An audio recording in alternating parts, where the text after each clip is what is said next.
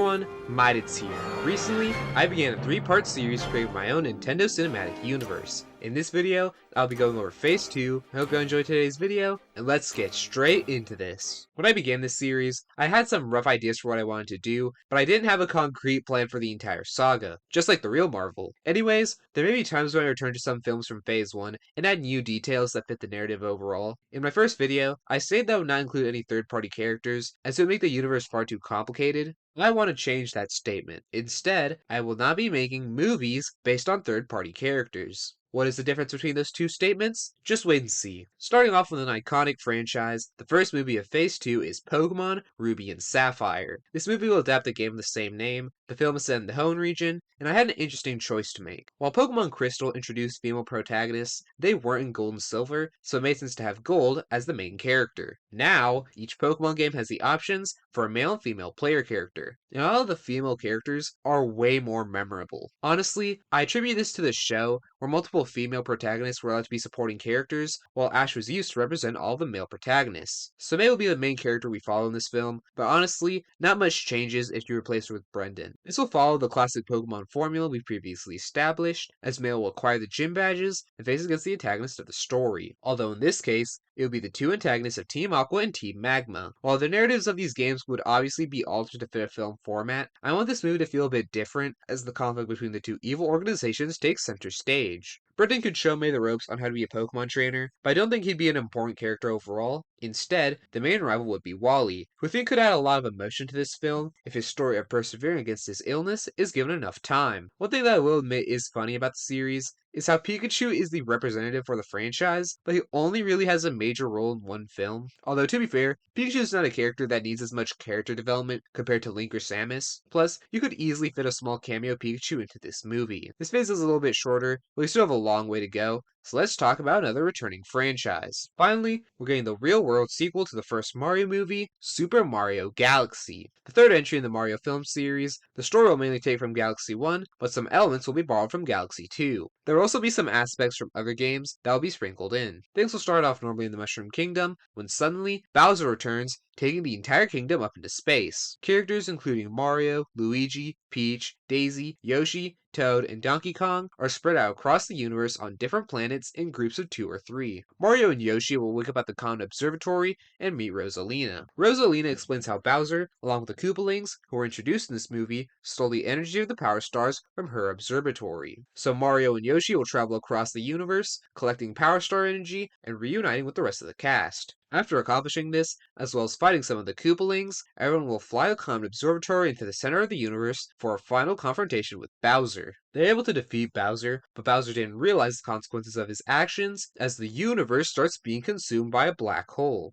With the power of the Lumas, they manage to save the universe by essentially restarting it. Rosalina shares a final conversation with Mario, explaining how the events of the Galaxy film are a paradox that will inevitably occur. Rosalina used the powers of the Lumas to restart the universe the first time it happened, and is now destined to repeat the process. While Mario and friends are able to have fun and live out their lives, Rosalina will be watching over them, waiting for the time to come again. We're on a roll with all these sequels, and that's not going to stop as the next movie is Metroid: Samus Returns. This will be based on the second Metroid game, as Samus is sent to SR-388 to completely wipe out the Metroids. Throughout this mission, we get flashbacks that explore Samus' backstory, including her parents being killed by the space pirates, Samus being infused with DNA from the Chozo species, and her time in the Galactic Federation. This is quite a bit of lore to introduce, so that's why I felt like it was better to save it all for the second movie. Samus faces new variations of the Metroid species, eventually culminating in a battle against the Queen Metroid. After this encounter, Samus finds a Metroid egg that hatches, releasing the last member of its species. The baby Metroid imprints itself onto Samus, and she sees a little bit of herself in the Metroid and decides to bring it along with her. The game Metroid 2 is pretty simple, but with the inclusion of lore from other games, this could end up being a nice continuation where you get to see more of Samus' humanity. I just went over 3 films in 1 year, so let's move on to the next year with a brand new franchise, Earthbound. A boy with psychic powers named Ness hears a meteor land near his home and discovers a creature named Buzz Buzz. He'll instruct Ness to collect multiple melodies, which will allow him to defeat the main antagonist, Gygus. who plots to take over the universe. Ness, along with friends who join him across the story, travels through their strange world to accomplish this goal. Ness and the others eventually fight Gygus. Through the power of all the people on Earth, they manage to defeat him. I haven't played Earthbound, so my apologies for the brief description, but Ness has to be included since he appeared all the way back in Smash 1. Although, as I described, I am aware that this game is weird. It would be fun to see how creative this movie could be, although I doubt it'd be to the insanity of the actual game. We've seen Mario, we've seen Samus, so we, of course, need to come back to Link. This film will be called The Legend of Zelda: Twilight Princess, and will follow the events of that game, albeit while following the same versions of the characters from the previous movie. Link is traveling when he is attacked by a creature from the Twilight Realm. Link is then transformed into a wolf and meets Midna, who helps him on his journey. Once Link is able to reunite with Zelda, she explains how the sorcerer Zant is responsible for the current attack on Hyrule. Link and Midna go on a quest to return Link to his Hylian form, which is successful. During their quest to defeat Zant, Link learns that Ganondorf escaped his execution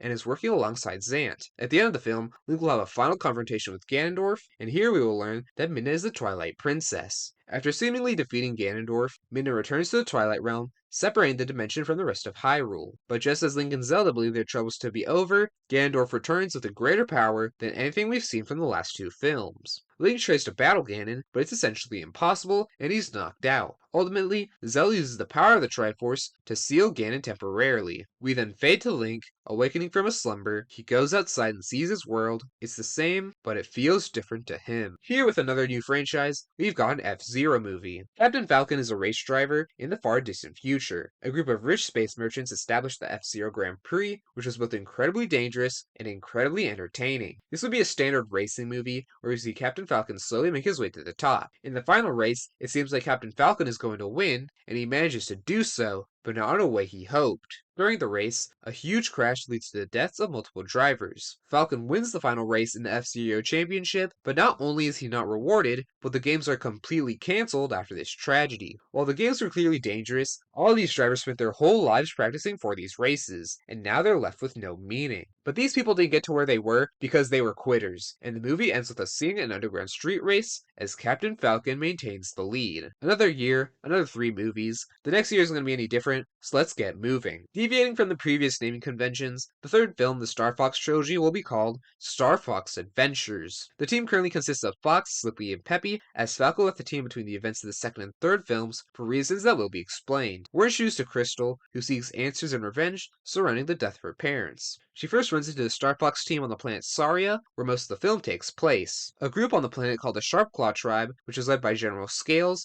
attempts to become the most powerful force on the planet by overthrowing the Earthwalker Tribe. The team learns that the Sharpclaw Tribe stole the Spell Stones, artifacts used to hold the planet together. The Star Fox team and Crystal, having both heard a distress signal from the planet, end up working together to solve the conflict. During the Star Fox team's mission, Falco hears about the events on Saria and hesitantly prepares to follow suit. Fox also has to deal with the returning Starwolf crew, who sides with the Sharpclaw Tribe. In their attempts to recover the stones, Fox enters a fight with Scales until Scales is told to stand by. It wouldn't be the ending of the Star Fox trilogy without Andros, who has been the mastermind behind the conflict on Saria. Without the stones, Saria will fall apart, and Andros now has them. Falco arrives on Saria and learn about how tensions rose between him and Fox over how to manage the team, which led to a huge argument where Falco left. Andros' forces heavily damage any methods of escaping the planet, so the Starwolf team reluctantly works alongside the Star Fox team in this situation. Speaking of which, the United Star Fox team now consists of Fox, Falco, Slippy, and Crystal, with Peppy taking more of a mentor role. Everyone is able to work together to create 2 functioning ships for Fox and Falco, and they defeat Andros for good, restoring the planet. The Starwolf team heads off, with Wolf having gained an oddly good feeling about saving the people of Saria. The movie concludes with the new Star Fox team, ready for whatever lies ahead, as long as they do it together. Man, I really need to not make these plots so long. Anyway, next up is the Smash Bros. Melee movie, so what I just said definitely isn't going to happen. This is essentially going to be a more ambitious version of the first movie, introducing more characters and worlds, since we already have a cast with established dynamics, with some exceptions. The main antagonist will be Crazy Hand, who will bring in more characters from different realities besides the ones we've already seen. Link will be in his standard getup, but since he's taken from after the events of the second movie, he has memory loss, which leaves him without knowledge of the previous film and the first 2 Zelda films. Some new characters will be introduced in this movie, besides people such as Ness and Captain Falcon. I really haven't adapted any Melee era additions, so characters such as the Ice Climbers, Mr. Game & Watch, and Marth and Roy will be included. While some of these characters won't get solo films, Mainly because those projects didn't feel realistic to me. Some will. Also, here's another retcon. Jigglypuff could be a reoccurring cameo character in the previous Pokemon films, being similar to the Jigglypuff in the show that sings and then draws on people's faces with a marker. Anyway, Crazy Hand creates a new tournament where its participants not only have to fight each other, but also have to face challenges from the worlds of other contestants. The original cast immediately plots to overthrow Crazy Hand in the games, although Crazy Hand is far more sporadic than Master Hand, and therefore harder to hide a secret from. They're gradually able to get all the new additions on their side, and similar to the first movie, they manage to work together to defeat Crazy Hand. Unfortunately for them, Crazy Hand is not their biggest threat. Both Crazy Hand and Master Hand are revealed to be working under Taboo, an all-powerful entity who spreads the characters from this film, along with previous villains and new characters, across different worlds. As the movie comes to an end, everyone's battle has only just begun. A lot of new characters are introduced in this film. I hope that with the new entries such as F-Zero and Earthbound, it wouldn't feel too jarring. Speaking of which, the final film of this phase is another new franchise by the name of Fire Emblem. This film will take place before the events of the Melee movie, and now, I don't know too much about the franchise, so I did some research to figure out how this movie could work. Based on the first game, we will be introduced to Prince Marth, who is exiled after Emperor Medius of Dahlia overtakes Marth's homeland. Marth joins a group working to resist Dahlia's reign and bring the world back to a sense of normalcy. Marth meets Princess Nina, who gives him a treasure known as the Fire Emblem, which belongs to a hero destined to save the world. Marth and the rebelling forces manage to retake multiple civilizations, including Marth's home of Altea. The film culminates in a final battle in Dahlia, where Marth successfully defeats Medius, bringing peace to the world. I will admit, Fire Emblem fans could definitely make a more detailed movie, including more characters and taking inspiration from other games. Either way, I felt like it was important to get some Melee representation in this phase, because the next video is going to be the last, and it's going to be big. While things move a bit slower in this phase, reuniting us with old characters and bringing in some new ones, some important people and plot points have been established that will be essential in the next phase. I'm currently working on the structure of Phase 3, but I'm excited by the scope of what I'm able to do, and I really hope that you guys are prepared for some of the moments I'll deliver in the final chapter. I hope you all enjoyed today's video. If you did, check out some of my other content. If you really did, subscribe so that you know when future content comes out. That's gonna be it for now, and I'll see you all in the next one. Take care!